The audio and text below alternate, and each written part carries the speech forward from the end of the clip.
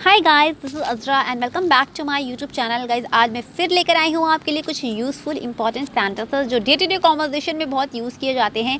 Guys, आज मैं जिस सेंटेंसेस के बारे में बात करने वाली हूँ वो है इडियोमैटिक सेंटेंसेस, यानी मुहावरेदार वाक्य। गाइस, अगर आप अपनी इंग्लिश इंप्रूव करना चाहते हैं तो आपको इस तरह के इडियोमैटिक एक्सप्रेशंस भी सीखने बहुत ज़रूरी हैं। तो गाइस, चलिए देखते हैं वो कौन से सेंटेंसेस हैं और चलिए इसको इंग्लिश में कैसे बोला जाए, आज हम सीखते हैं। द फर्स्ट सेंटेंस इज, अगर आपको कहना है कि वह किसी भी तरह सबसे ऊंचे पद पर पहुंचना चाहता है, वह किसी भी तरह सबसे ऊंचे पद पर पहुंचना चाहता है, तो आप इसे इंग्लिश में कहेंगे he wants to reach the top by hook और by crook. He wants to reach the top by hook और बाई क्रूक। यहाँ पर बाई हुक और बाई क्रूक एक इडियम है, यानी इसका मतलब होता है किसी भी तरह से। आप इसे कह सकते हैं he wants to reach the top by hook और by crook. And the next sentence is, अगर आपको कहना है कि मैं लगातार 12 घंटे काम कर सकती हूँ, मैं लगातार 12 घंटे काम कर सकती हूँ, तो आप इस इंग्लिश में कहेंगे I can work for 12 hours at a stretch. I can work for 12 hours at a stretch. And the next sentence is, अगर आपको कहना है कि उसने जीवन के बहुत उतार चढ़ाव देखे हैं, यानी उसने ज़िंदगी में बहुत उतार चढ़ाव देखे हैं, तो आप इसे इंग्लिश में कहेंगे he has seen many ups and downs in his life. He has seen many ups and downs in his life. And the next sentence is, अगर आपको कहना है कि हमें इतनी छोटी छोटी बातों पर आपे से बाहर नहीं होना चाहिए, हमें इतनी छोटी छोटी बातों पर आपे से बाहर नहीं होना चाहिए, तो आप इसे इंग्लिश में कहेंगे we should not lose our temper over trifles. We should not lose our temper over trifles. And the next sentence is, अगर आपको कहना है कि वह कार की दुर्घटना में बाल बाल बचा, वह कार की दुर्घटना में बाल बाल बचा, तो आप इसे इंग्लिश में कहेंगे he had a narrow escape in the car accident. He had a narrow escape in the car accident. And the next sentence is, अगर आपको कहना है कि ख़याली पुलाव पकाने से क्या फ़ायदा, यानी ख़याली पुलाव पकाने से क्या फ़ायदा, तो आप इस इंग्लिश में कहेंगे building kajals in the air won't help.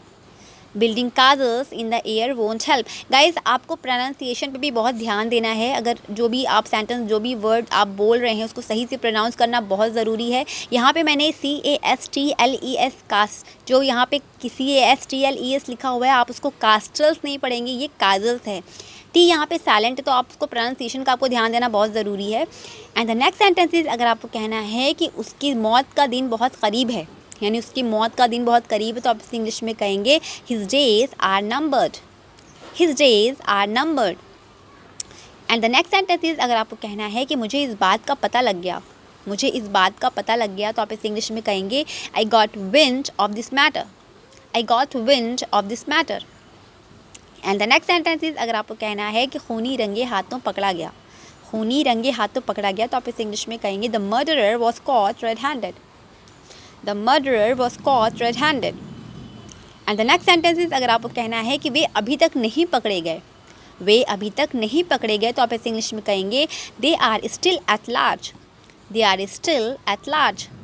And the next sentence is, अगर आपको कहना है कि वह मुश्किल से अपना गुजारा करता है, वह मुश्किल से अपना गुजारा करता है, तो आप इसे इंग्लिश में कहेंगे he lives from hand to mouth.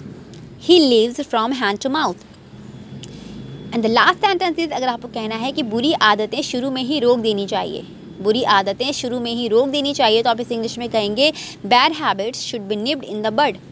Bad habits should be nipped in the bud. तो गाइज, ये थे कुछ इडियोमैटिक एक्सप्रेशंस। आई होप आपको समझ में आ गए होंगे। कोई भी डाउट रह गया हो तो प्लीज़ मुझे कमेंट सेक्शन में आप लिख सकते हैं। अगर आपको आज का वीडियो अच्छा लगा हो, आपने कुछ भी सीखा हो, तो प्लीज़ मेरे चैनल को लाइक और सब्सक्राइब कर दें, अपने दोस्तों के साथ शेयर कर दें। तो गाइज, मिलती हूँ नेक्स्ट वीडियो में नेक्स्ट लेसन के साथ। Children keep practising, keep smiling. Thank you so much guys for watching this video. Bye bye.